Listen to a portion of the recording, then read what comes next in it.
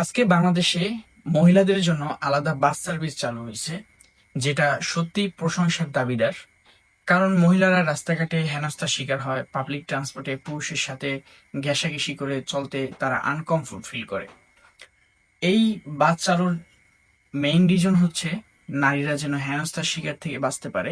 এই বাসের driver, helper সবাই হচ্ছে নারী।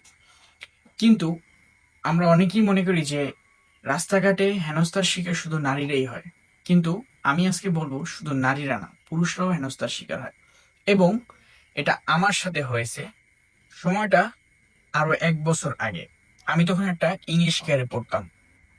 সেদিন আমার একটা আউটডোর সেশন ছিল বাংলাদেশ ন্যাশনাল জুতে। তো সকালবেলা আমি পুরান ঢাকা থেকে একটা পাবলিক বাসে উঠি চিড়িয়াখানায় যাওয়ার জন্য। আমি বাসে উঠে একদম ড্রাইভারের পিছনের সিটটাতে বসি। আমার পাশের সিটটা খালি ছিল। আমার বিপরীত পাশে 4টা সিট ছিল, যেখানে প্রথম সিটে একজন মহিলা বসে এবং পিছনের সিটে একজন মহিলা এবং একটা মেয়ে বসে। কিছুক্ষণ পরে মেয়েটা ওখান থেকে উঠে আমার পাশের সিটে এসে বসে। তো আমি স্বাভাবিকভাবে কিছুই মনে করলাম না, যেহেতু পাবলিক ট্রান্সপোর্ট, বসতেই পারে।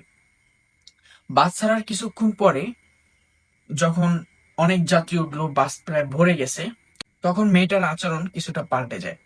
এই যেমন বাসের ধাক্কায় যখন সে একটু সরে যায়, তখন সে উঠে আবার আমার গা ঘেঁষে বসে। যতবারই সে সরে যায় ততবারই আমার গা ঘেঁষে বসে।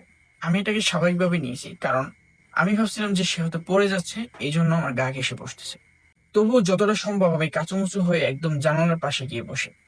তাও মেয়েটা আমার গা ঘেঁষে বসার চেষ্টা করে। একটু পর পর ফোন বের করে সে তার টিকটক অ্যাকাউন্ট চেক করে। তখন আমি একবার তার ফোনে তাকিয়ে বুঝলাম যে সে একজন টিকটকার। মেয়েটা আবার বোরকা পরা ছিল। তো এভাবে চলতে চলতে যখন আমি গন্তব্যে পৌঁছে যাই, অর্থাৎ চিড়িয়াখানার সামনে চলে আসি, বাস থামানোর সাথে সাথে মেয়েটা আমার আগে নেমে যায়। তারপর আমি নেমে গিয়ে একটা টং দোকানের আড়ালে দাঁড়াই। মেয়েটা একটু সামনে গিয়ে হচ্ছে আমাকে এদিক ওদিক খুঁজতে থাকে। 1-2 মিনিট খোঁজার পরে যখন সে আমাকে আর দেখতে পেল না, তখন সে চলে গেল।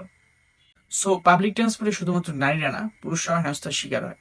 তো সরকারের উচিত নারীদের যেমন আলাদা বাস করেছে, পুরুষদেরও আলাদা পাবলিক ট্রান্সপোর্ট করা উচিত। অথবা বাকি যে পাবলিক ট্রান্সপোর্ট আছে সেগুলোকে নারীদের যাতায়াত করা সম্পূর্ণ নিষেধ করে দেওয়া উচিত।